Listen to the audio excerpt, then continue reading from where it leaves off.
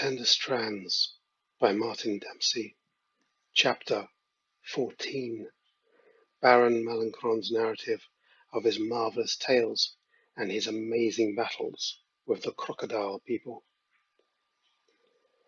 Indeed, as I have spoken of countless times, it is the case that men and their far but inferior, yes, companions, women, are but one of the many types of being which have perfected mathematics, the natural philosophies, commerce, war, art in all its forms.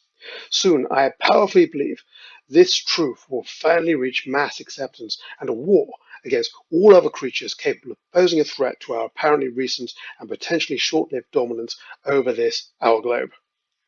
I have pondered if, in order to prevent other creatures from getting ideas above their station, a mass program of extermination might be in order. I mark with approval the treatment of the bison in the colonies, the whales in the northern seas, and other mass putting down of what may at some time conceivably prove to be our competitors. If only I could convince our local authorities to resume the suppression of cats in the manner we once did as a matter of course. These loathsome interlopers on our societies have quite a strong hold in the lands of slumber, and which rivals and even eclipses our own in places, and I feel sure their huffy airs and graces are preludes to an attempt at a mass revolt in the waking world. I have, I'm proud to say, done my part to ensure the supremacy of the wisest ape, not the whitest, by engaging in more than my fair share of siring, and also in leading culls against non-human societies which lurk in the wilder and more occulted regions of the earth, wherever possible. And now, one such exploit involved my taking on almost single-handedly, mind, 40 no less, of the foul crocodile people, equally revered and reviled along the banks of the Nile. It surely cannot have escaped your pondering how it was that such a backward dead end of a line of degenerates, as found in the darkest continents, were able to produce such marvels of building works as stonemasonry. I'm afraid the answer is very simple. They were, as in keeping with their naturally servile disposition, servants of the Sauron near-human-shaped crocodile people, which still walk around to this very day.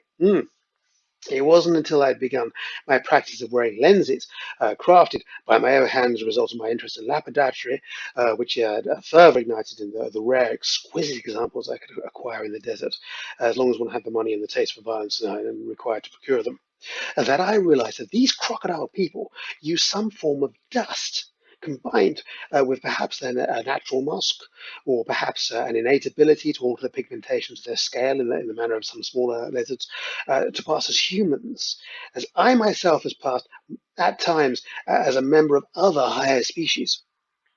It was during an evening of dancing girls, uh, dates and hashish and wine, that I first placed my spying glasses over my eyes in the company of some of the tribal wanderers my company of men were accustomed to bartering and celebrating with, due to the increased sensitivity my eyes had acquired after a long day out in the sun on the dunes, instructing gang leaders on the finer points of flogging. You got to put your back into it.